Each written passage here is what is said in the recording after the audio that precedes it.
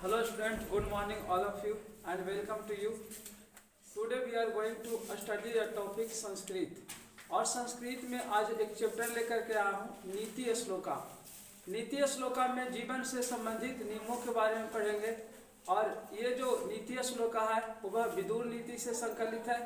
तो आप लोग ध्यानपूर्वक इस वीडियो को देखें और समझें। जहाँ भी कहीं कंफ्यूजन हो, डाउट हो तो आप लोग कमेंट बॉक्स में अपना कमेंट पिन अप करें। यह 10वां क्लास के संस्कृत का 7वां पाठ है जिसका शीर्षक है नीति श्लोका।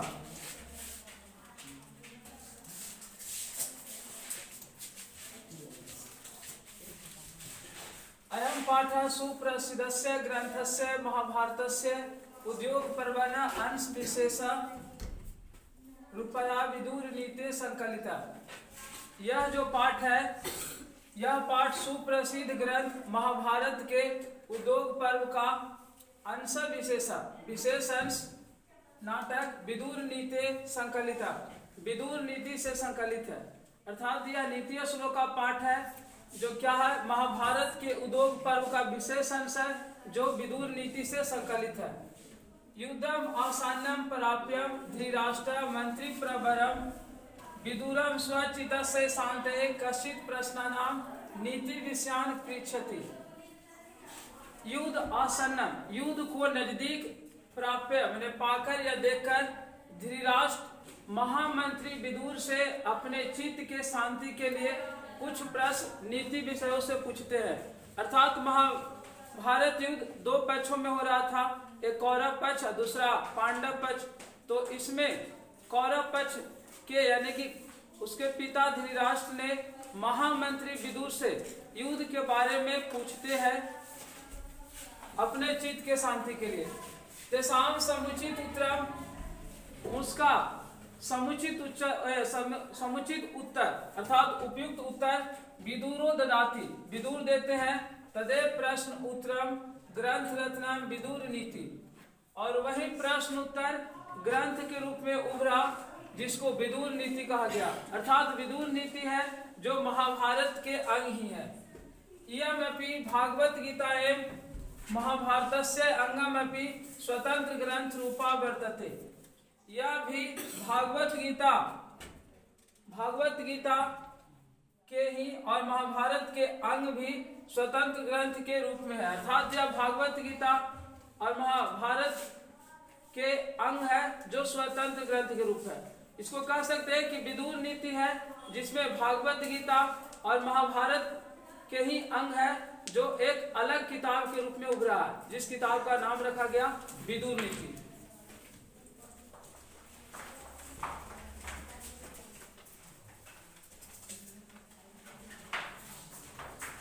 इसमें नीति श्लोका में पहला श्लोका दिया गया है, यस्य कृतं न विद्यन्ति शीतम उष्णम भयम रति समृद्धि असमृद्धि व सब पंडित उच्यते।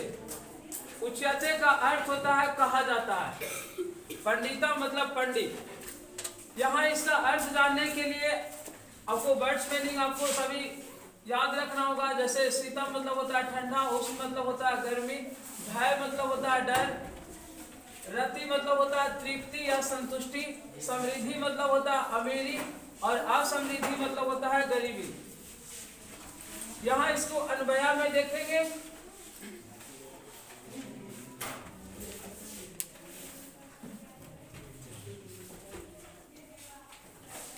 यहाँ दिया गया है यस्य कृतं शीतम उष्णम भयम रति समृद्धि असमृद्धि वा न विद्यन्ति सब पंडिता उच्यते। जिसको करने में न ठंडा न गर्मी न भय न तृप्ति अर्थात संतुष्टि और न अमीरी और न गरीबी, न विद्यन्ति विध नहीं डालता है, सब पंडित उच्यते उसे पंडित कहते हैं। अर्थात जिसको कुछ काम करने में न तो ठंडा न गर्मी न तृप्ति न अमीरी न गरीबी और न ही भय, ये सब रुकावट नहीं डालता है, उस व्यक्ति को पंडित कहा जाता है। अर्थात पंडित किसको कहेंगे, तो जिसको कुछ काम करने में न ठंडा, न गर्मी, न भय, न तृप्ति, न अमीरी और न ही गरीबी, ये सब विघ्न नहीं डालता, रुकावट नहीं डालता है, वैसे व्यक्ति को पंडित कहा जाता है। नेक्स्ट श्लोक का दिया गया है,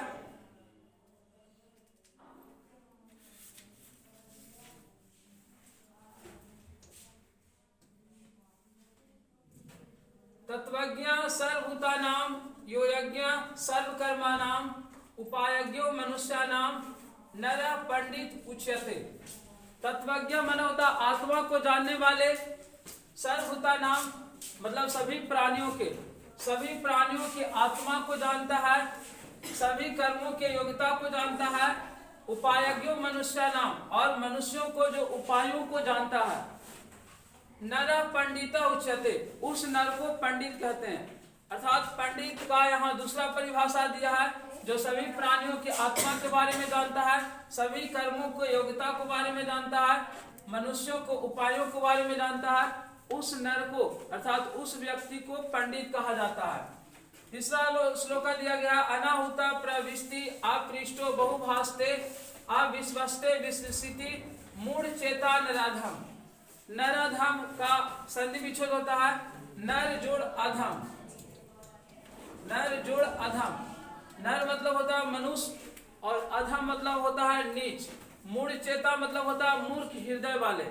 अर्थात अनाहुता मतलब बिना बुलाए हुए, प्रविष्टि मतलब प्रवेश करता है, जो बिना बुलाए हुए प्रवेश करता है। अपृष्टो बहुभास्ते, नहीं पूछे जाने पर, बहुभास्ते बहुत बोलता है, अविश्वस्ते विश्वसिति अविश्वसनीय पर भी विश्वास करता है। वह व्यक्ति, वह नर अधम, अधम मतलब नीच होता है, और मूढ़ चेता मतलब मूर्ख हृदय वाले नीच व्यक्ति होता है। अर्थात जो व्यक्ति बिना बुलाए हुए प्रवेश करता है, नहीं पूछे जाने पर अधिक बोलता है और अविश्वसनीय पर भी विश्वास करता है, वह मूर्ख हृदय वाले नीच व्यक्ति होता है। नेक्स्ट श्लोक का दिया है, एको धर्म परम श्रेय क्षमा एका शांति उत्तमा विद्या एका परमा तृप्ति अहिंसिका एका सुखा वहा। अर्थात एको धर्म परम श्रेय, एक ही धर्म है जो सबसे श्रेष्ठ होता है। क्षमा एका उत्तमा शांति, और क्षमा ही उत्तम शांति है। अर्थात जीवन में अगर शांति चाहते हैं तो क्षमा मांगना सीखिए। जैसे अगर कोई आदमी आपको हथियार लेकर के मारने के लिए आ रहा है, तो उसके सामने अगर कहिएगा आ जाओ तुमको से हम फरियाद लेंगे, तो वैसे स्थिति में उसका गुस्सा बढ़ जाएगा। उस समय आपको क्षमा मांगना होगा, उसको बोलना होगा कि हमें इस बार गलती हो गया, अगला बार से आपको कभी इस तरह के मौका नहीं देंगे, कभी आपको यानी कि गुस्सा करने का मौका नहीं देंगे। अर्थात क्षमा मांगने से शांति होता है, अर्थात सामने वाला व्यक्ति शांत हो जाता है। तो इसलिए लिखा है एक ही धर्म है जो सबसे श्रेष्ठ है। अर्थात सभी मंदिर में झुकने से अच्छा है कि एक ही भगवान को पूरे शिद्दत से तपस्या करिए।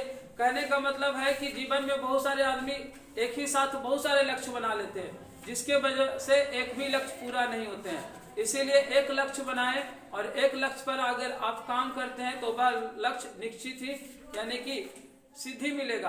अर्थात इसको कबीर अमृतवाणी में भी कहा गया है, एक ही साधय सब साधय, सब साधय सब जाए। एक चीज की साधना करने से उसकी साधना पूर्ण होती है, लेकिन जो एक ही साथ सभी चीज की साधना करता है, सब साधय सब जाए। जो सब चीज का साधना करता है उसको कुछ नहीं होता है। तो यहाँ लिखा है एक ही धर्म सबसे श्रेष्ठ है। क्षमा एका उत्तमा शांति, क्षमा ही उत्तम शांति है। विद्या एका परमा तृप्ति, और विद्या सबसे बड़ी संतुष्टि है। जो व्यक्ति जीवन में असंतुष्ट है उसका एक वजह है विद्या। जो अज्ञानी होता है वह अपने आप को तुच्छ समझता है, असंतुष्ट समझता है कि मेरे पास ज्ञान ही नहीं है तो हम जीवन में क्या कर पाएंगे। अर्थात वह ज्ञान की वजह से, शिक्षा की वजह से उसके मन में असंतुष्टि रहती है। तो विद्या सबसे बड़ी संतुष्टि होता है। अहिंसिका सुखा वहा, और सुख देने वाली क्या है तो अहिंसा। जीवन में अगर अहिंसा अपना लीजिएगा तो जीवन में कभी दुख नहीं होगा। लेकिन जैसे ही हिंसक बन जाइएगा, मार काट करिएगा, लड़ाई झगड़ा करिएगा, तो लड़ाई झगड़ा से जीवन में कभी शांति नहीं मिलती है। अर्थात जीवन में सुख देने वाली क्या है तो अहिंसा, अर्थात शस्त्रों को त्याग देना ही क्या होता है? अहिंसा, और उससे सुख मिलती है। नेक्स्ट श्लोक दिया गया है,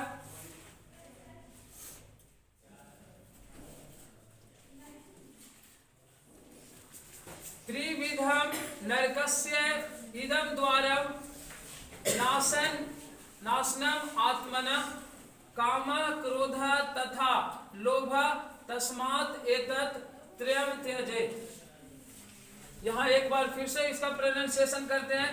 त्रिविधम नरकस्य इदम द्वारम नाशनम आत्मनः काम क्रोध तथा लोभ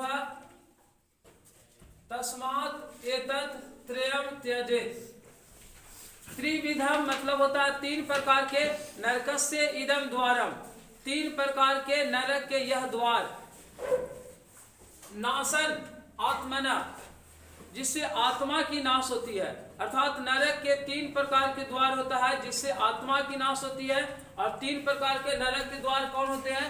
तो काम क्रोध तथा लोभ तस्मात् एतत् त्रयम् त्यजेत्।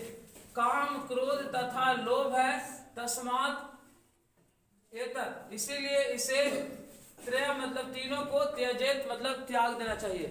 अर्थात नरकस्य त्रिविधम द्वारम नाशन आत्मना काम क्रोध तथा लोभ त्रयम् त्यजेत। नरक के तीन प्रकार के द्वार है, काम क्रोध तथा लोभ, जिससे आत्मा की नाश होती है। अतः इन तीनों को त्याग देने चाहिए। काम कहने का मतलब होता है काम वासना, अर्थात जिसके मन में काम वासना की भावना उत्पन्न हो जाता है वह जीवन में कभी आगे नहीं बढ़ता है। जिस तरह से भोजपुरी गाना के लोगों के प्रति आकर्षित हो रहा है, अर्थात उसमें मन में काम वासना उत्पन्न हो रहा है, जिसकी वजह से वैसे लोग कभी जीवन में आगे नहीं बढ़ते हैं। क्योंकि भोजपुरी सॉन्ग ऐसे है जो आदमी में काम वासना की भावना जागृत कर देता है। और क्रोध तथा लोभ, क्रोध भी है, अगर जिसको क्रोध पर नियंत्रण नहीं है वह भी जीवन में आगे नहीं बढ़ सकता, क्योंकि क्रोध एक तेजाब की तरह होता है और तेजाब को जिस पात्र में रखा जाता है उस पात्र को नष्ट कर देता है। वैसे ही क्रोध भी तेजाब ही होता है, अगर इसको मन में रखा जाता है तो मन को नष्ट कर देता है। अर्थात आदमी को जब गुस्सा आता है तो ऐसे ऐसे अनहोनी काम कर बैठते हैं जिससे बाद में उसको पछताना पड़ता है। कोई ऐसे लोग होते हैं जो गुस्सा आने पर पंखे से झूल जाते हैं, कोई छत पर से कूद जाते हैं, कोई ट्रेन से कट करके मर जाते हैं, कोई जहर खा लेते हैं, कोई गुस्सा होने पर खुद को हाथ पैर काट लेते हैं, नस काट लेते हैं। अर्थात बाद में उसको फिर पछताना पड़ता है। अर्थात जिसको गुस्सा पर अगर नियंत्रण नहीं होता वह भी नरक का ही द्वार है।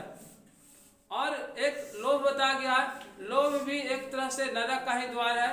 जिसको अगर लोभ पर नियंत्रण नहीं है, सीमित नहीं है, वैसे लोग भी जीवन में पछताना पड़ता है। जैसा कि व्याघ्रपति कथा में आप लोग को बता चुके थे कि इसमें बाघ के चंगुल में फंसकर पथिक लोभ से आकर्षित होकर के बाघ के चंगुल में फंस जाता है और उस बूढ़े बाघ के द्वारा मारा जाता है। इसीलिए हमें लोभ पर नियंत्रण करना चाहिए। लोभ को यानी कि ना तो अधिक लोभ करना चाहिए और ना तो लोभ को त्यागना चाहिए, अर्थात सीमित रूप में लोभ को अपनाना चाहिए। तो यहाँ लिखा है नरक के तीन प्रकार के द्वार, काम क्रोध तथा लोभ, जिससे आत्मा की नाश होती है, अतः तीनों को त्याग देना चाहिए। नेक्स्ट श्लोक दिया है, षड दोषा पुरुषेन हात्वया भूति मिच्छता निंद्रा तंद्रा भयम क्रोध आलस्य दीर्घ सूत्रता। षड दोषा पुरुषेन 6 प्रकार के दोष यहाँ पुरुष के द्वारा हात्वया त्याग देना चाहिए। भूति मिच्छता, जो प्राणी ऐश्वर्य चाहता है, जो जीवन में उन्नति चाहता है, जो जीवन में विकास चाहता है, जो व्यक्ति महान बनना चाहता है, उस व्यक्ति के द्वारा षड दोषा 6 दोष त्याग देना चाहिए। और 6 दोष कौन कौन है? निद्रा, तंद्रा, भय, क्रोध, आलस्य और दीर्घ सूत्रता। निद्रा मतलब नींद होता है, तंद्रा मतलब होता है बेहोशी। जैसे कोई व्यक्ति को अगर जगा दिया जाए और वह जग जाता है, लेकिन उसको क्या होता है कि आत्मा चाहे होश उसको नहीं रहता, उसको जगाया जाए लेकिन फिर भी उसका ध्यान कहीं अलग लगा रहता है। तो ये वाला दोष को बोलते हैं तंद्रा। जब तक जैसे कहीं मान लेते हैं यहाँ पढ़ा रहे हैं और कोई विद्यार्थी का ध्यान कहीं अलग चल गया है, मतलब उसका तंद्रा है जो यहाँ नहीं है, तो उसको हम लोग जब क्या करते हैं, जैसे ही उसको खड़ा करते हैं, नाम पुकारते हैं, तब उसकी तंद्रा भंग होती है। तो इसको बोला जाता है तंद्रा, अर्थात इसको बेहोशी भी बोल सकते हैं। तो पुरुष के द्वारा 6 दोष यानी ऐश्वर्य चाहने वाले व्यक्ति को निद्रा, तंद्रा, भय अर्थात डर, क्रोध, आलस्य और देर तक सोना, इन 6 दोषों को त्याग देना चाहिए। ऐसे भी विद्यार्थियों को देर तक सोने के लिए शास्त्रों में नहीं बताया गया है।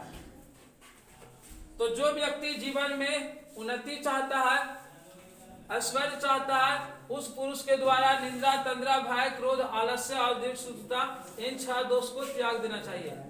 आगे लिखा है नेक्स्ट श्लोक का, सतेन रचते धर्मो विद्या योगेन रचते मिर्जिया रचते रूपम कुलम वृतेन रचते। सतेन रचते धर्मो, सतेन में तृतीया भक्ति लगा हुआ है, यानी कि सत्य के द्वारा धर्म की रक्षा होती है, योग्यता के द्वारा विद्या की रक्षा होती है, मिर्जिया रचते रूपम, मिर्जिया के द्वारा रूप की रक्षा होती है, और प्रीतम कुलम रचते, प्रीति के द्वारा कुल की रक्षा होती है। अर्थात सत्य के द्वारा धर्म की रक्षा होती है। जैसे ही आप जीवन में झूठ बोलते हैं, आपका धर्म नष्ट हो जाता है। काहे कि जीवन में मनुष्य का एक बहुत बड़ा धर्म है, वह सत्य का आचरण करना। जैसे ही जीवन में आप झूठ बोलते हैं, आपका धर्म ही क्या हो जाती है, खत्म हो जाती है। तो सत्य के द्वारा धर्म की रक्षा होती है। विद्या योगेन रचते, योग्यता के द्वारा विद्या की रक्षा होती है। जैसे आपके पास टैलेंट है ही नहीं है, तो आपको यानी कि भले ही डिग्री रहे, लेकिन डिग्री का जीवन में महत्व नहीं होता है, टैलेंट का महत्व होता है। तो योग्यता के द्वारा विद्या की रक्षा होती है। मिर्जिया रचते रूपम, मिर्जिया कहने का मतलब होता है उबटन, या कोई क्रीम है तो उससे रूप की रक्षा होती है, उबटन से रूप की रक्षा होती है, इसी को उबटन को ही मिर्जिया बोला गया। तो मिर्जिया रचते रूपम, मिर्जिया से रूप की रक्षा होती है। कुलम वृतेन रचते, और वृत्ति से काम से उसकी कुल की रक्षा होती है। जैसे अगर कोई व्यक्ति ब्राह्मण है और वह अगर मोची के काम कर रहा, तो वैसे में उसको कोई ब्राह्मण नहीं कहेगा, अर्थात वो कोई नहीं कहेगा कि वो ब्राह्मण कुल से, वो कहेगा क्या चीज, मोची के कुल से। चाहे अगर कोई नाई है और हलवाई का काम कर रहा है, तो उसको कोई नहीं कहेगा कि क्या है, नाई है, सब कहेगा उसको हलवाई। अर्थात आदमी के काम से उसकी कुल की पता चलती है। कुलम वृतेन रचते, वृत्ति से अर्थात काम, रोजगार, पेशा से उसकी कुल की रक्षा होती है।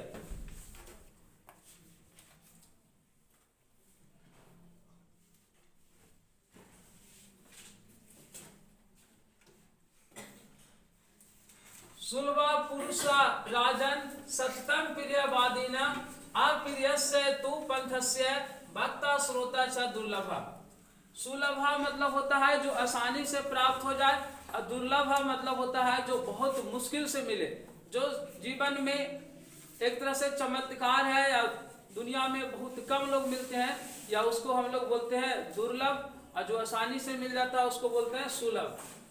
तो यहाँ राजन मतलब हे राजन, सुलभा पुरुषा सत्यम प्रियवादिना, सतत प्रिय वचन बोलने वाले पुरुष सुलभा आसानी से मिल जाते हैं। अर्थात मीठा मीठा पानी बोल करके अपना काम निकाल लेने वाले पुरुष बहुत आसानी से मिल जाते हैं। मीठा मीठा बात बोल करके आपको गलत रास्ता पर भटकाने वाले लोग बहुत मिल जाते हैं। लेकिन अप्रियस्य तु पंथस्य वक्ता श्रोता च दुर्लभा, लेकिन अप्रिय वचन बोल करके, अप्रिय अर्थात कटु वचन बोल करके आपको सही रास्ता दिखाने वाले लोग बहुत कम मिलेंगे, और ऐसे कटु वचन को सुनने वाले लोग भी बहुत कम मिलते हैं। अर्थात मीठा वाणी बोल करके आपको गलत रास्ता दिखाने वाले बहुत मिल जाएंगे। जो बात मन को हरने वाला होता है, अर्थात मन को तृप्त कर देता है, वह जीवन में कभी आपको भला सोच ही नहीं सकता। तो मीठा वाणी बोल करके आपको गलत रास्ता दिखाने वाले बहुत मिल जाएंगे। जैसे ही अगर आपको कोई मीठा मीठा बात बोल करके उलझा रहा है, तो आप समझ जाइए देयर इज समथिंग ब्लैक, दाल में कुछ काला है। तो मीठी बात बोल करके आपको गलत रास्ता दिखाने वाले लोग आसानी से मिल जाएंगे, लेकिन कटु वचन बोल करके आपको सही रास्ता दिखाने वाले लोग बहुत कम मिलेंगे। अगर शिक्षक या माँ बाप आपको यानी कि कटु वचन, कड़वा वचन बोलते हैं, तो इसका मतलब ये नहीं कि आपको कुछ गलत दिखाना चाहते हैं, वह आपको सही रास्ता दिखाना चाहते हैं। शिक्षक का मार पीट और चाहे कड़वा वचन एक तरह से आशीर्वाद की तरह होता है, और एक तरह से ये कहो कि पत्थर को मूर्त बनाना चाहते हैं, जिसके वजह से टीचर और माँ बाप का जो मार होता है वह ठोक ठोक करके क्या चीज मूर्त बनाना चाहते हैं। आगे लिखा पूजनीया महाभागा पुण्याश्च गृह दीपत्य स्त्रियां श्रियो गृहस्य उक्ता तस्मात् रक्षा विशेषता। पूजनीया मतलब पूजनीय, महाभागा का अर्थ होता है महापुरुषों के जन्मदात्री, पुण्याश्च अर्थात पुण्य, गृह दीपत्य मतलब होता है घर की दीपक, अर्थात स्त्रियां जो होती है पूजनीय होती है, महापुरुषों के जन्मदात्री होती है, पुण्य होती है, घर की दीपक होती है। इसीलिए गृहस्य उक्ता तस्मात् रक्षा विशेषता। तस्मात् मतलब होता है इसीलिए, उसकी रक्षा विशेषता होनी चाहिए। और यहाँ श्रीयो मतलब होता है श्रेष्ठ, यानी स्त्रियां होती है जो पूजनीय, महापुरुषों के जन्मदात्री, पुण्य, घर की दीपक और घर की श्रेष्ठ होती है। इसीलिए स्त्रियों की रक्षा विशेषता विशेष रूप से होनी चाहिए।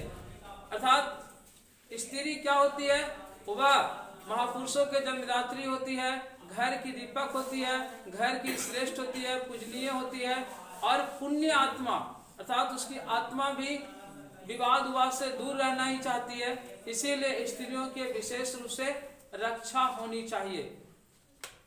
जितने भी महापुरुष या जन्म लेते हैं व्यक्ति, वह स्त्रियों के गर्भ से ही लेते हैं, इसीलिए वह महापुरुषों के जन्मदात्री होती है। और लास्ट यानी कि दिया गया है आकृति विनयो हनति हनति अनर्थम प्राकर्म हनति नित्यम क्षमा क्रोधम आचारो हनति आलक्षणम। आकृति मतलब होता है बदनामी, विनय मतलब होता है विनम्रता, हंति मतलब होता है मार देता है या नष्ट कर देता है, प्राकर्म मतलब साहस, नित्यम माने रोज, आचारो मतलब होता है आचरण, और आलक्षणम मतलब होता है बुरा लक्षण। अर्थात विनम्रता है जो बदनामी को नष्ट कर देता है। जिस व्यक्ति में विनम्रता आ गया अर्थात घमंड उसमें नहीं है, तो उसको जीवन में कभी बदनामी नहीं होगा। अर्थात विनम्रता बदनामी को नष्ट कर देता है। प्राकर्म होता है जो अनर्थ को नष्ट कर देता है। प्राकर्म अर्थात जो साहसी व्यक्ति होते हैं गलत कामों को नष्ट कर देते हैं। हंति नित्यम क्रोधम आचार, हनति नित्यम क्षमा क्रोध, और क्षमा है जो प्रत्येक दिन क्रोध को नष्ट करता है। और लास्ट पॉइंट है आचारो हनति आलक्षणम, और अच्छे लोगों के साथ जो आचरण है वह बुरे लक्षणों को नष्ट कर देता है। आचरण अगर आपको अच्छे व्यक्ति के साथ हो जाए तो धीरे धीरे आप में जो बुराई है वह क्या होगा, खत्म हो जाएगा। ऐसे सत्य संगति अर्थात जिसकी संगति अच्छा है उसके लिए बताया गया है जाड्यम धियो हरति सिंचति वाची मानो उन्नति दृष्टिम पापम अपा करोति चेता प्रसादेति दिक्षु तनोति कीर्ति सत्य संगति किम न करोति कुशाम। अर्थात सत्य संगति है जो व्यक्ति के अज्ञानता को हर लेता है, वाणी में सत्य का प्रसार करता है, पाप से दूर करता है। अर्थात जो भी आप कुछ गलत काम करना चाहते हैं उससे आपका अगर अच्छा दोस्त है तो आपको वह गलत कामों से रोकेगा, लेकिन आपका बुरा दोस्त है तो उसमें आपको सहभागिता देगा, करो ना कोई दिक्कत ना, हम समझ लेंगे ना। अर्थात बुरे कामों में आपका क्या चीज, सहभागिता रहेगा। अच्छे दोस्त होता है यानी अच्छे संगति आपके मान सम्मान को चारों दिशाओं में फैलाता है। अर्थात सत्संगति पुरुषों के लिए सब कुछ करता है। इसीलिए जीवन में आप एक अच्छे संगति को ढूंढिए जो आपके हर मुश्किल की घड़ी में संघर्ष करने के हौसला दे, लड़ने की हिम्मत दे, जिससे आप जीवन में महान से महान व्यक्ति बन सके। Thank you so much watching this video. मिलते हैं अगले